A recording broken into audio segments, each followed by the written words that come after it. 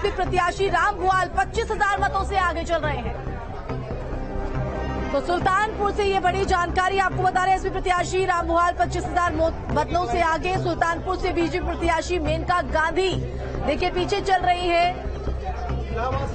तो ये बड़ी जानकारी आपको बता रहे हैं। तो आपको बता दें कि यूपी में एनडीए का बंटाधार होते हुए हालांकि दो लड़कों की जोड़ी अब यूपी में कमाल करते हुए दिखाई पड़ रही है। समाजवादी पार्टी की बात करें, कांग्रेस की बात करें तो बेहतर प्रदर्शन यहां पर किया जा रहा है। सुल्तानपुर से ये जानकारी आपको बता रहे हैं। समाजवादी पार्टी प्रत्याशी राम भुआल 25,000 मतों से आगे। सुल्तानपुर से बीजेपी प्रत्याशी मेनका गांधी पीछे चल रही हैं। तो यहां पर भी समाजवादी पार्टी जो है अच्छा प्रदर्शन करते हुए नजर आ रही है। तो लोकसभा चुनाव 2024 के जनादेश को लेकर उत्तर प्रदेश से क्या तस्वीर है वो आपको सबसे पहले हम बता रहे हैं। तो आपको बता दें कि काउंटिंग के बीच ये बड़ी जानकारी सुल्तानपुर से है। एसपी प्रत्याशी राम भुआल 25,000 मतों से आगे है।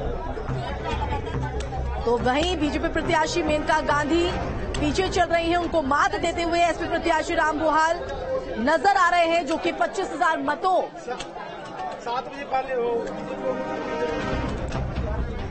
से पीछे चल रहे हैं। तो बता दें कि मेनका गांधी यहां पर पीछे पिछड़ती हुई नजर आ रही है। हालांकि रुझान अब आगे किस तरह से दिख रहा होगा, एक बार फिर से चलिए स्टूडियो का रुख कर लेते हैं। मेरी सहयोगी ऋतु तोमर लगातार वहां पर बनी हुई है, आगे की अपडेट वो आपको देंगे।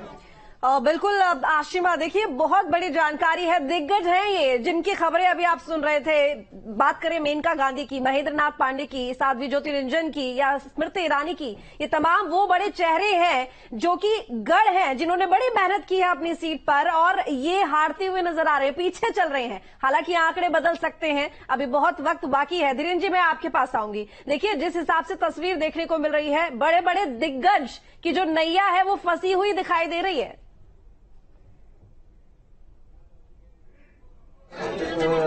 मेनका गांधी जी कहा जाए तो लंबे समय तक पीलीभीत में रही, उसके बाद यहां भी जीती, सुल्तानपुर से भी जीती, लेकिन जो जनता के साथ कनेक्ट होना चाहिए जिस तरह का वो है वो उनके पास नहीं था। चूंकि अब ये कहा जाता है जब आप जीतते हैं तो आपसे कोई रणनीति पूछता नहीं है, बिल्कुल, और जब हारते हैं तो आप बताने के लिए होते नहीं है।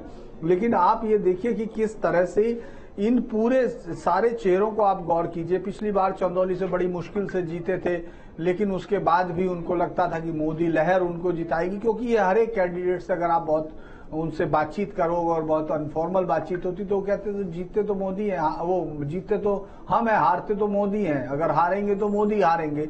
तो ये जो शब्द है ये उनकी इस एरोगेंस को बताता है कि आप कुछ भी करो न करो, केंद्र की योजनाएं हैं वो चल रही हैं। प्रधानमंत्री मोदी अकेले दम पे अपने चुनाव को खींच रहे हैं। योगी उनके साथ जरूर दिखाई दे रहे थे, लेकिन आप देखिए कि विपक्ष ने जिस तरह से मुद्दों को भुनाया, जिस तरह से छोटी छोटी, जैसे आप उस जिस घोषणा पत्र के जो उन्होंने मैनिफेस्टो जारी किया था अपना, उसमें जिस तरह महिलाओं को जिस तरह के वादे किए गए थे, कांग्रेस ने जिस तरह किया उन तमाम चीजों को, तो उनको देखना होगा कि वो कैसे है। लेकिन अभी तो जनता उन नारों की तरफ जाती हुई दिख रही है। बड़े कई सारी चीजें इस इलेक्शन में आपको जिन पर बहुत बाद में मुझे लगता है स्टडी तो होगी, लोग अलग अलग तरीके से देखेंगे।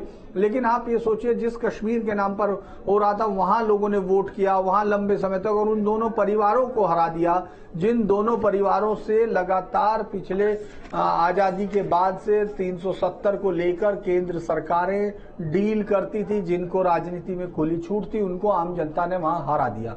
उसके अलावा आप यही